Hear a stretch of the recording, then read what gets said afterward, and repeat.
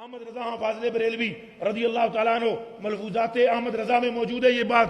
ایک شخص نے شاہ ولی اللہ محدث دہلوی فرماتے ہیں دلی میں ایک بندہ آیا, اس نے آ کر مجذوب نے کہا مٹھائی والی دکان پر مجھے مٹھائی دے ورنہ میں تیری دکان الٹی کرتا ہوں.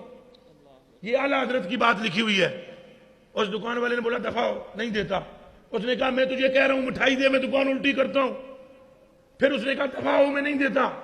اتنے میں دوڑتا ہوا ایک ولی کامل باہر سے آیا جسے وہ دکان والا جانتا تھا. اس نے کہا جلدی جلدی دے دو, تیسری مرتبہ یہ نہ کہے. اس نے کہا حضرت آپ تو اس کو جانتے ہو یہ فراڈی ہے. انہوں نے کہا چھاڑے نو, تیسری باری کا دے دے. منہ چوں نکل گیا دکان الٹی تو اللہ دی قسمیں ہو جانیاں ہو جانیاں.